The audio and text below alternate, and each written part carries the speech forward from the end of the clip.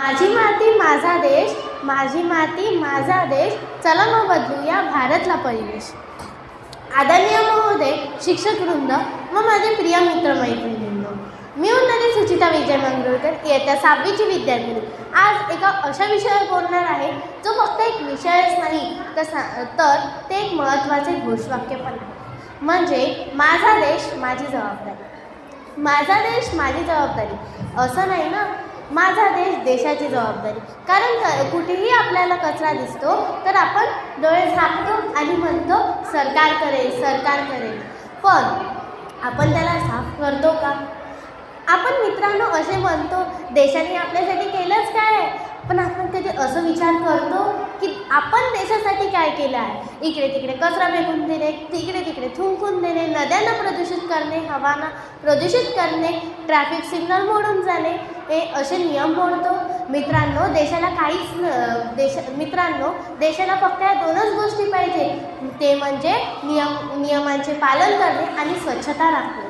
मित्रांनो, दिल्लीमध्ये एवढे इंडस्ट्रीज झाले आहेत, तिची हवा आणि पाणी दोनही प्रदूषित आहे.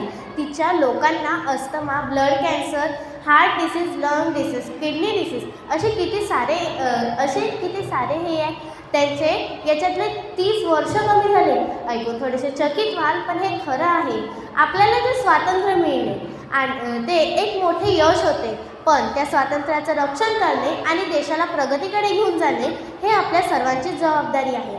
आपण सर्वजण एक आहोत. जर आपल्यामध्ये एकता असेल तरच आपला देश प्रगतीकडे वळू शकेल. आपण आपल्या भोवतालची जागा स्वच्छ ठेवली पाहिजे.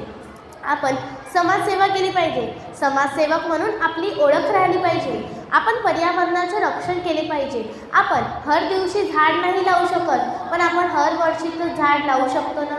हर वर्षी एक झाड पृथ्वी मातेला देऊ शकतो ना. मित्रांनो, झाडाचे एवढे फायदे आहे की फुलं, फळं, हवा, ऑक्सिजन आपल्याला तिथूनच भेटते, तरीही आपण झाड लावत नाही. मित्रांनो, माझं देशावर प्रेम आहे, माझा देश महान आहे, हे फक्त म्हणून नाही तर हे कृतीतूनही करून दाखवायचं.